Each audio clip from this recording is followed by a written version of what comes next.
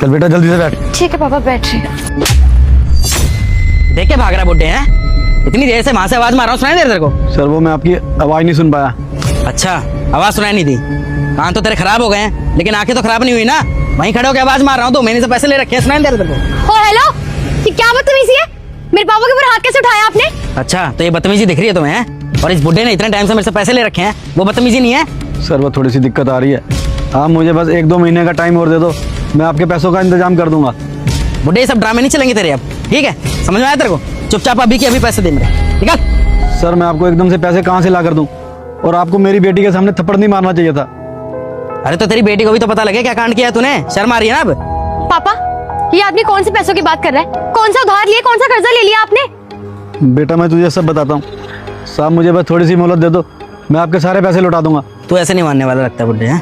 तेरे को तेरी औकात दिखानी पड़ेगी। अरे अरे, आप पागल हो गए? ये क्या करे? छोड़ो मेरे पापा को। साहब मेरी चाबी वापस कर दो, मैं आपके सारे पैसे लौटा दूंगा, आप मेरे परिवार के सामने मेरी बेइज्जती ना करो।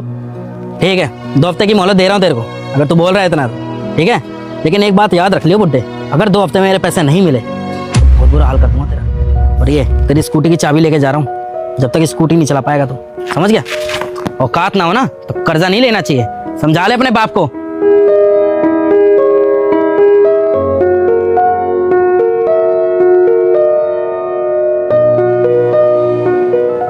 पापा मैं आपसे पूछ रही हूँ, कौन था वो लड़का जो आपसे बदतमीजी कर रहा था, और कौन सा कर्जा लिया आपने उससे? अरे बेटा तुम मुझसे ज्यादा सवाल जवाब मत कर। क्या बोला पापा आपने? मैं आपसे सवाल ना करूं? पापा उस लड़के ने बाहर सबके सामने आपके ऊपर हाथ उठाए, और आप मुझसे बोल रहे हैं कि मैं आपसे सवाल ना करूं। क्यों ना करूं? ठीक है, थप्पड़ तो उसने मुझे मारा ना, वो मेरी प्रॉब्लम है, मैं उसे देख लूंगा। पापा सच बताइए, आपने उस लड़के से पैसे जुआ खेलने के लिए तो नहीं लिए? अरे तू पागल हो गई है क्या? और तुझे लगता है मैं जुआ खेलता हूँगा? तो पापा ऐसी कौन सी प्रॉब्लम आ गई जो आपने उस लड़के से इतने सारे पैसे लिए हैं? और मुझे तो पता भी नहीं कि आपने पैसे भी लिए किसी से। कितने पैसे लिए? 3 लाख रुपए। 3 लाख रुपए?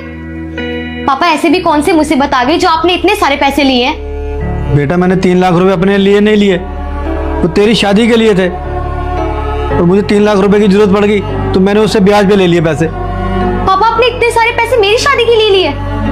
पापा अगर आपने इतने सारे पैसे लिए थे तो एक बार मुझे बता तो देते। मुझे बिल्कुल अच्छा नहीं लगा कि आपने मेरी शादी के लिए किससे पैसे उधार लिए। और पापा मैं कहीं भागी थोड़ी जा रही थी, शादी के लिए थोड़ा रुक जाती मैं। खैर छोड़िए, जो होना था वो हो गया, लेकिन उसको आपके ऊपर हाथ नहीं उठाना चाहिए था। मैं अभी जाकर उससे बात करके अरे नहीं बेटा, उसके घर जाने का कोई फायदा नहीं है, मैं 3-4 बार उसके घर हो आया हूँ, और मैंने तो उससे पैसे 1 साल के लिए लिए थे, मगर वो 5 महीने बाद ही आ गया।